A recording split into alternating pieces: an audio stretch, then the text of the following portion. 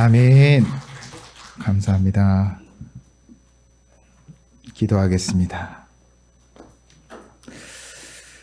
어린 양 예수의 이름을 찬양 드립니다. 우리를 구원하기 위하여 어린 양 제물이 되셔서 우리의 죄값을 다 치루어 주신 주님, 사순절 기간을 지나가며 더 주님을 깊이 묵상하며 감사와 찬양과 영광을 올려드리오니 우리에게 풍성한 십자가 은혜를 내려 주시옵소서. 오늘도 귀한 말씀을 들고 섰습니다. 주께서 다스려 주시고 친히 깨우쳐 주셔서 전하는 저도 또 듣는 우리 모든 성도들도 함께 은혜를 누리는 귀한 시간 되도록 성령 하나님 역사하여 주옵소서. 예수님 이름으로 기도드립니다. 아멘. 예레미야 선지자의 별명을 다 알고 계시지요. 눈물의 선지자입니다.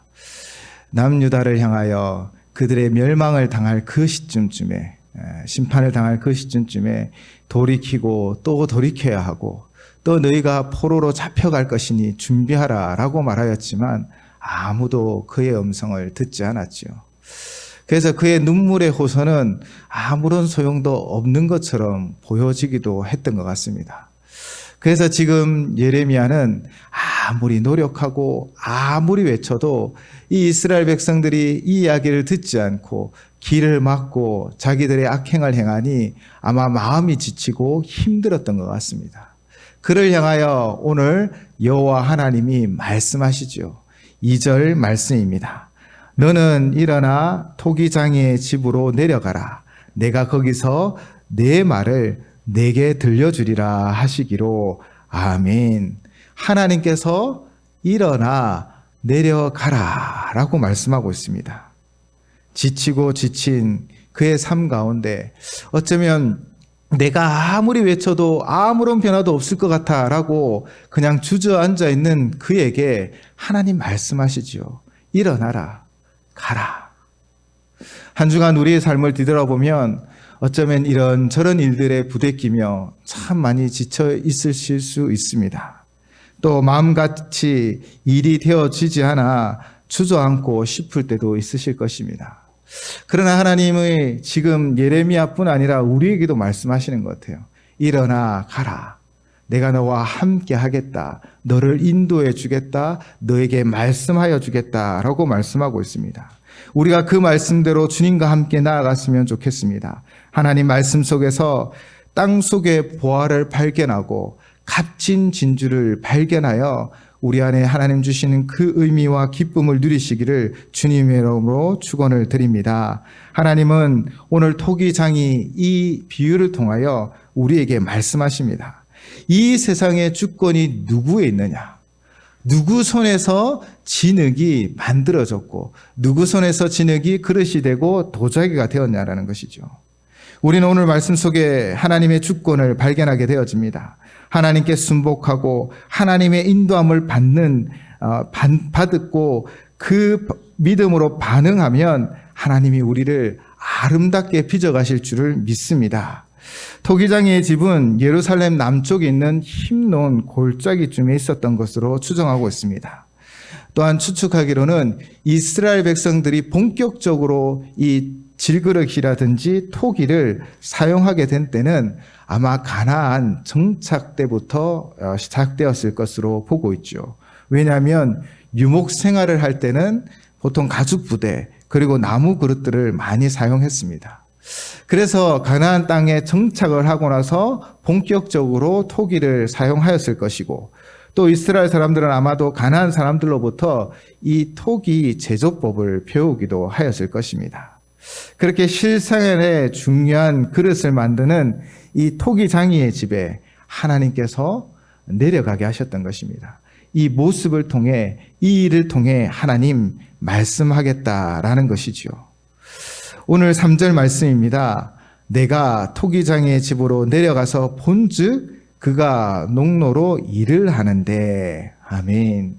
하나님 말씀에 순종하여 예레미야는 힘들지만 또 일어나 이 토기장이의 집에 내려갑니다.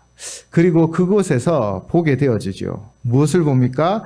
토기장의 집에 있는, 즉 그가 농로에서 진흙을 빚어 그릇을 만드는 것을 보게 되어집니다. 사실 그릇을 만들고 도자기를 만든다는 건 세심하고 정교한 노력이 필요합니다. 토기장이는 흙을 선별하고 그 흙에서 불순물을 골라내고 또 체에 쳐서 흙을 곱게 만들지요. 그리고 잘 다져서 반죽하여서 원하는 그릇과 도자기를 만듭니다. 그리고 그 만드는 순간을 잘 보면 토기장이의 생각대로 만든다라는 것이죠. 토기장이가 생각하는 대로 그가 원하는 모양대로 용도대로 그릇을 만들고 도자기를 만들기도 합니다. 그런데 4절의 말씀을 한번 보시면 진흙으로 만든 그릇이 토기장인의 손에서 터짐에 그가 그것으로 자기 의견에 좋은 대로 다른 그릇을 만들더라. 아멘. 4절을 세 번역으로 봉독하겠습니다. 그런데 그 토기장인은 진흙으로 그릇을 빚다가 잘 되지 않으면 그 흙으로 다른 그릇을 빚었다. 아멘. 잘 되지 않으면 자기가 원하는 모양이 나오지 않거나 무언가 삐뚤어지고 톡 튀어나오면 다시 그 흙을 이겨 다른 그릇을 만든다라는 것이죠. 즉, 이 모든 것의 주권이 바로 그 토기장이에게 있다는 것입니다. 토기장이가 자기가 원하는 것을 만들어가는 것이지요. 진흙이 우리가 보는 만화 영화처럼 눈이 둥그랗게 생기고 입이 열려 나를 꽃병처럼 만들어주세요 라고 말하지 않는다는 것입니다. 바로 하나님의 주권대로, 절대 주권대로, 그분의 뜻대로, 그분의 생각대로 빚어간다는 것이지요. 그렇게 절대 주권을 가진 토기장이 손에 있는 그 진흙은 무엇입니까? 6절 말씀 우리 함께 봉독하도록 하겠습니다. 오늘 본문 6절 말씀입니다. 시작.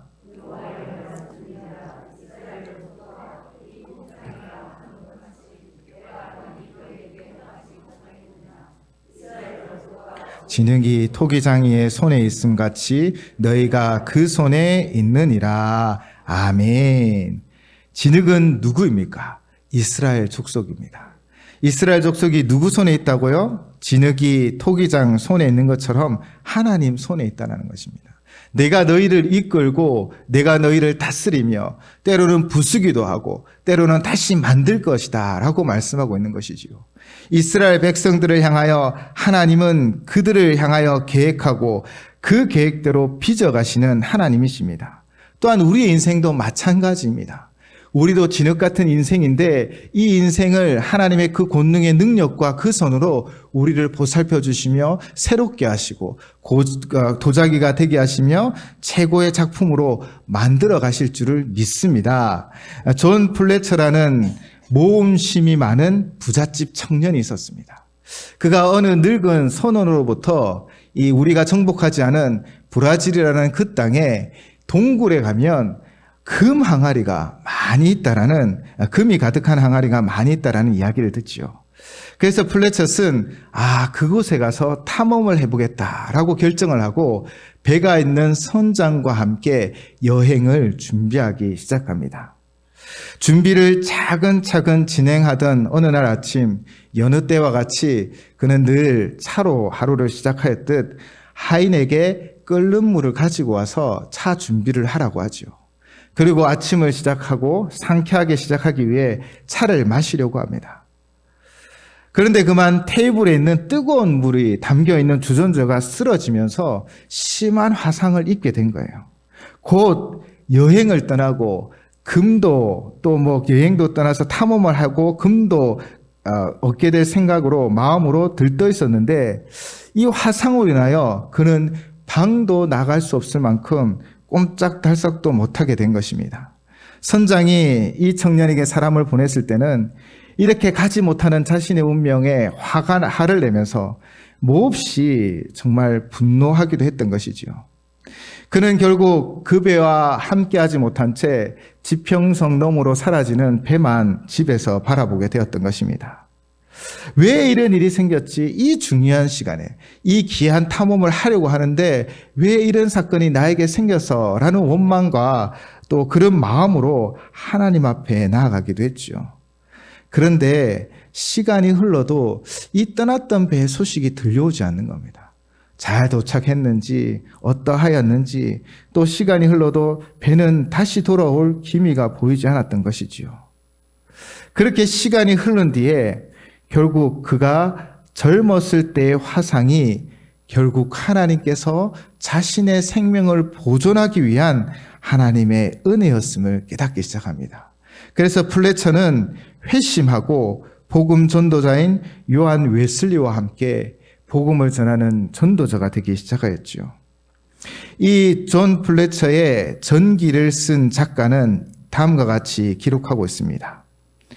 그리고서 그는 브라질보다도 더욱 멀고 더욱 낯선 땅으로 찾아가 영혼들을 구원하는 영적 탐험가가 되었다. 그는 사람들을 훈련시켜 하나님의 일꾼으로 쓰는 일에 전념하였고 그가 성경에 관하여 기록한 책들은 고전이 되었다. 그의 인생은 젊었을 때의 탐험가로 이름을 날리지 않았습니다.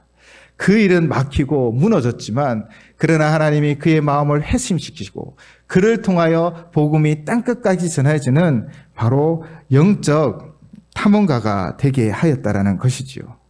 하나님이 이처럼 우리의 삶 가운데 주권적으로 일을 하십니다. 우리의 삶을 인도해 주시는 것이지요.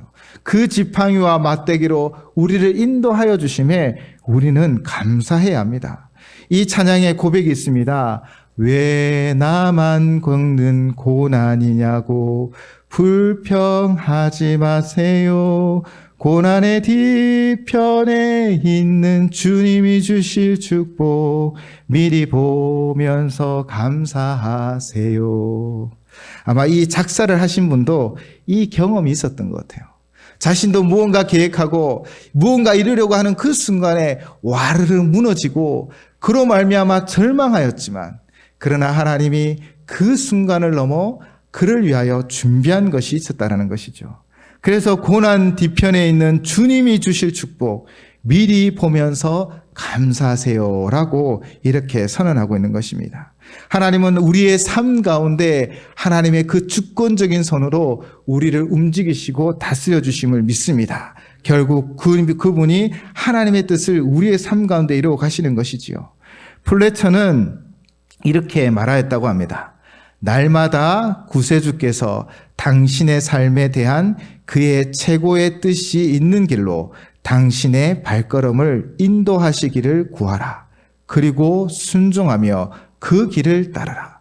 그가 축복과 영적 유익이 가득한 높은 곳으로 당신을 인도하시리라는 것은 틀림없는 일이다. 아멘. 그가 우리에게 말하고 있습니다. 하나님의 그 인도하심을 바라고 하나님과 함께 동행하라는 것이지요. 하나님께서 그 선한 계획으로 그 주권으로 우리의 삶을 다스리고 때로는 이기고 때로는 반죽도 하시지만 그러나 하나님의 위대한 작품을 만들어 가실 줄을 믿습니다.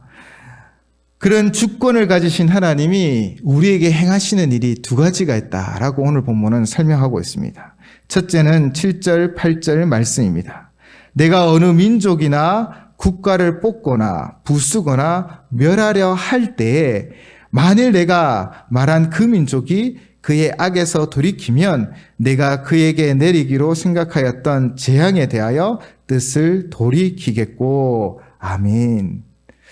지금 예레미야가 선언하고 정말 말씀으로 그들을 깨우치려고 하는 남유다는 어떤 모습을 가지고 있을까요? 요즘 저희 교회 새벽기도의 본문이 미가서입니다. 그 미가서는 미가의 3편의 설교가 기록되어져 있는데요.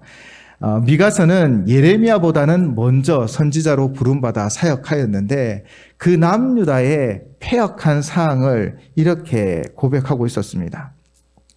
미가서 3장 1절에서 4절 말씀입니다.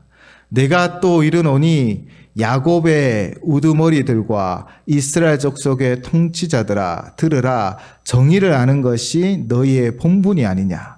너희가 선을 미워하고 악을 기뻐하여 내 백성의 가죽을 벗기고 그 뼈에서 살을 뜯어 그들의 살을 먹으며 그 가죽을 벗기며 그 뼈를 꺾어 다지기를 냄비와 솥 가운데 담은 고기처럼 하는도다. 그때 그들이 여호와께 부르짖을지라도 응답하지 아니하시고 그들의 행위가 악하던 만큼 그들 앞에 얼굴을 가리시리라. 아멘. 사실 처음 읽기에 참 거북하기도 하였습니다. 이들이 사람을 잡아먹는 식인종인가? 그런 생각도 하였지만 학자들은 이 표현이 바로 이스라엘 백성들이 양을 잡아먹을 때 이렇게 행하였다라는 것입니다. 즉 양을 식량으로 잡아먹을 때 가죽을 벗기고 그 뼈에서 살을 뜯어내고 또 그것을 냄비와 솥의 가운데 담았다라는 것이죠. 즉 미가가 이렇게 우리에게 이야기하는 것은 이스라엘 백성의 지도자들, 남유다의 지도자들이 하나님의 작은 목자가 되어 이스라엘 백성들을 잘 목양해야 하는데 그들이 어떠하였다라는 것입니까? 목자의 사명을 가졌지만 도리어 이 양들을 잡아먹는 거예요. 그래서 미가서에 보면 이 정치 지도자들, 종교 지도자들이 제일 가난하고 약한 자들의 재물을 빼앗고 또 그들의 가족들을 종으로 삼으며 모든 가축들을 다 빼앗았다라고 이야기하고 있습니다. 바로 이스라엘 백성들이 이 죄 가운데 무너지고 있었다라는 것이지요. 하나님은 이 무너지는 이 이스라엘 향하여 어쩌면 7절의 말씀으로 하고 있는 것입니다. 내가 어느 민족이나 국가를 뽑거나 부수거나 멸하려 할 때 드디어 예레미야를 통하여 이 땅이 무너질 것이고 너희는 포로가 되어질 것이다라고 예언하고 있다는 것이지요. 이처럼 타락하고 죄 많은 이스라엘 백성들을 향하여 하나님이 많은 선지자를 보내는 이유가 무엇입니까? 예레미야를 보내시고 미가를 보내시고 그 또한 많은 선지자를 보내어 그들에게 보내신 이유는 단 하나였습니다. 바로 돌이키기를 원하셨다는 것이죠. 그들이 자신의 죄에서 돌이켜 하나님께 나오면 하나님이 은혜를 베풀어 주신다는 것입니다. 무너지고 찢기고 상하였지만 그의 주도적인 손, 주권적인 그 손으로 다시 일으켜 세워줄 것을 약속하고 있는 것입니다. 역대하 7장 14절입니다. 내 이름으로 일컫는 내 백성이 그들의 악한 길에서 떠나 스스로 낮추고 기도하여 내 얼굴을 찾으면 내가 하늘에서 듣고 그들의 죄를 사하고 그들의 땅을 고칠지라. 아멘. 하나님께서 잘못된 길을 가려고 하는 양을 지팡이와 막대기로 그들을 인도하여 주는 것처럼 이 악한 길을 떠나 스스로 낮추고 기도하여 하나님께서 그들을 새롭게 창조하기를 원하셨던 것이지요. 그렇게 죄로 말미암아 돌이키기만 한다면 하나님이 은혜를 베푸신다라는 것입니다. 8절 말씀입니다. 만일 내가 말한 그 민족이 그의 악에서 돌이키면 내가 그에게서 내리기로 생각하였던 재앙에 대하여 뜻을 돌이키겠고 그 뜻을 돌이키겠다라는 것입니다. 이 분명한 예가 성경에 그대로 기록되어 있습니다. 바로 요나서이죠. 우리는 요나를 잘 기억하고 있습니다. 니느웨로 가라는 하나님 말씀에 그는 불순종하여 다시스로 가는 배를 타게 됩니다. 그 배에 하나님은 큰 풍랑을 보내어 주시고 그 배를 타고 있는 모든 사람들을 살리기 위해 결국 요나는 바다에 던져지지요. 하나님은 그 요나를 위해 큰 물고기를 준비하시고 3일 동안 그 뱃속에서 요나는 하나님 앞에 회개하며 기도합니다. 그리고 이제 요나를 통하여 아수르의 수도인 니느웨에 가서 하나님이 심판을 선포합니다.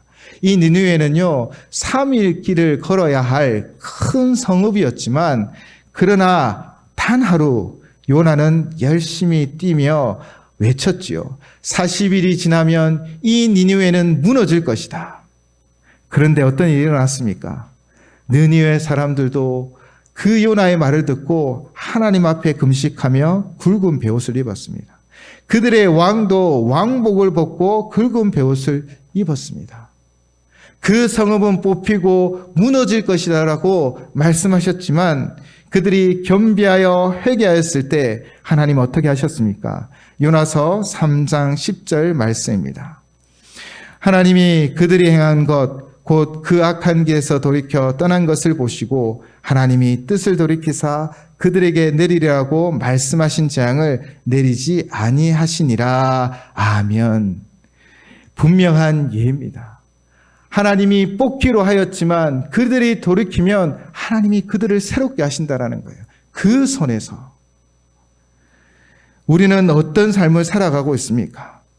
하나님의 뜻에 맞고 하나님 말씀에 순종하며 그분의 음성을 청종하며 살아가고 있습니까? 우리는 늘 우리 자신을 되돌아보셔야 합니다. 우리 주님이 우리를 위하여 그 길을 다 이미 열어놓으셨습니다. 돌이켜 그 길로 나아가면 됩니다. 하루하루 우리의 삶을 되돌아보며 하나님 우리에게 긍휼을 베푸셔서 다시 한번 우리를 다져주시고 우리를 빚어달라라고 기도하신다면 하나님 그 은혜의 손길로 우리를 새롭게 하여 주실 줄을 믿습니다. 둘 번째는 9절에서 10절 말씀입니다. 내가 어느 민족이나 국가를 건설하거나 심으려 할 때에 만일 그들이 나보기에 악한 것을 행하여 내 목소리를 청종하지 아니하면 내가 그에게 유익하게 하리라고 한 복에 대하여 뜻을 돌이키리라. 7, 8절과 정반대의 모습을 보여주고 있죠. 창조주 하나님을 청종하지 않으면 그에게 유익하게 하리라고 한 복에 대하여 뜻을 돌이키겠다라고 말씀하십니다. 9절과 10절을 읽으면서 제일 먼저 떠오른 사람이 한 사람이 있습니다. 바로 성경의 그 인물이 있죠. 사울 왕입니다. 사울 왕은 사사 시대를 끝내고 통일 왕국 시대를 이루어가는 중요한 역할을 감당했죠. 그는 첫 번째 통일 왕국의 왕이었습니다. 그러니 그가 얼마나 존귀했고 또 그 가정과 그 가문이 이 왕의 가문이 되는 것이 아니겠습니까? 그렇게 하나님은 그를 세우기로 결정하였죠. 그를 통하여 통일 왕국을 이루어 가기로 결정하셨습니다. 그런데 그 첫 번째 왕 사울 왕은 어떠하였습니까? 처음 사무엘에게 부름을 받았을 때 그는 정말 겸손함으로 나아갔습니다. 그러나 사무엘 15장은 그가 이후에 어떤 모습으로 살아갔는지를 보여주지요. 하나님께서 사울 왕에게 아말렉을 쳐서 모든 것을 진멸하라 라고 분명히 명령하셨습니다. 그런데 사울 왕은 이 전쟁 가운데 승리하자 아말렉 사람 그 왕 아각을 사로잡아 옵니다. 그 이유는 내가 이 아말렉의 위대한 왕을 사로잡은 어쩌면 더 위대하고 더 힘이 세고 강한 왕이다라는 것을 자랑하기 위해서이죠. 그리고 가장 좋은 양, 소, 기름진 것과 어린 양을 남겼습니다. 하나님은 모든 것을 진멸하라고 분명히 명령하였지만 그는 온전히 순종하지 못했던 것이지요. 그 내용을 사무엘상 15장 17절에서 19절로 이렇게 기록하고 있습니다. 사무엘이 이르되 왕이 스스로 작게 여길 그때에 이스라엘 지파의 머리가 되지 아니하셨나이까? 여호와께서 왕에게 기름을 부어 이스라엘 왕을 삼으시고 또 여호와께서 왕을 길로 보내시며 이르시기를 가서 죄인 아멜렉 사람을 진멸하되 다 없어지기까지 치라 하셨거늘 어찌하여 왕이 여호와의 목소리를 청종하지 아니하고 탈취하기에만 급하여 여호와께서 악하게 여기시는 일을 행하였나이까? 아멘.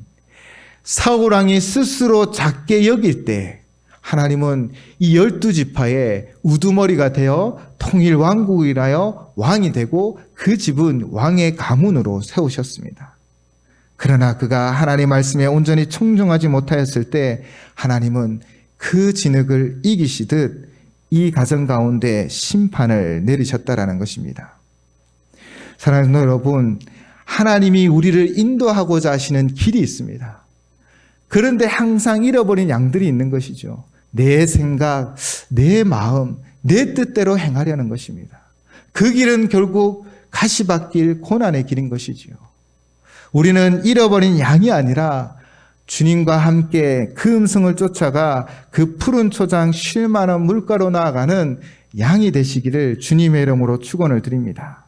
우리 자신의 바벨 탄압을 내려놓고 오직 하나님 앞에 더 높아진 것들 내려놓고 더 사랑하는 것들을 버리고 오직 주의 말씀을 청종하고 하나님과 함께 동행하는 삶을 살아가시기를 주님의 이름으로 축원을 드립니다. 하나님은 11절로 선포하십니다. 그러므로 이제 너는 유다 사람들과 예루살렘 주민들에게 말하여 이르기를 여호와의 말씀에 보라, 내가 너희에게 재앙을 내리며 계책을 세워 너희를 치려하노니 너희는 각기 악한 길에서 돌이키며 너희의 길과 행위를 아름답게 하라 하셨다 하라. 아멘. 하나님이 다시 한번 이스라엘 백성들 남유다에게 기회를 주시는 거예요. 너희가 그 악한 길에서 돌이키고 그 재앙으로부터 벗어나라라고 분명히 말하지만, 그러나 오늘 본문에 남유다 백성들은 결국 어떤 길을 선택합니까? 12절 말씀입니다. 그러나 그들이 말하기를 이는 헛되니 우리는 우리의 계획대로 행하며 우리는 각기 악한 마음이 완악한 대로 행하리라 하느니라. 아멘. 진리는 어려운 것이 아닙니다. 어쩌면 진리는 너무나 단순한 것입니다. 오늘도 하나님이 우리에게 말씀하시죠. 하나님이 토기장이처럼 그 손으로 우리를 다스리고 우리를 새롭게 하신다라고요. 우리가 그분의 음성을 청종하고 그분의 말씀대로 살아가기만 하면 하나님은 우리를 통해 위대한 역사를 만들어가는 것입니다. 그러나 혹 지금 우리가 알듯 이 예레미야의 이 외침 소리를 결국 듣지 않아 남유다는 바벨론의 포로의 시절을 갖게 되어집니다. 그러나 하나님의 은혜가 무엇입니까? 70년의 세월 후에 그들이 돌이켜 하나님께 나올 때 하나님은 다시 그들을 빚으시기 시작한다는 것입니다. 하나님은 항상 우리에게 기회를 주시고 그 주권의 능력으로 우리를 새롭게 하기를 준비하고 계십니다. 사순절 기간 동안 주님이 우리의 구원의 길을 다 이루어 놓으셨고 만들어 놓으셨습니다. 우리는 그 길로 나아가시길 바랍니다. 자신을 뒤돌아보고 내 안에 있는 허물을 고백하며 오직 주의 뜻을 또 하나님의 말씀에 순종하며 나아가겠습니다 라고 나아가신다면 그 토기장이의 손이 되시는 하나님이 우리의 삶을 반드시 빚으시고 하나님의 위대한 작품을 만들어 가실 줄을 믿습니다. 하나님은 토기장이처럼 우리를 향하여 그 권능의 손으로 우리를 다스려 주십니다. 우리가 드릴 찬양이 있습니다. 하나님은 너를 지키시는 자, 내 우편에 그늘이 되시니 낮의 해와 밤의 달도 너를 해치 못하리니. 하나님의 그 권능의 손으로 우리를 다스리고 있음을 믿습니다. 우리는 오직 순종과 하나님의 그 길로 나아가면 하나님의 그 손으로 우리를 하나님의 아름다운 작품으로 만들어갈 줄을 믿습니다. 우리 이 고백을 하나님 앞에 드리며 내가 오직 주님만 의지하겠습니다 라는 고백으로 토기장이 되신 주님 앞에 나아가기를 축복합니다.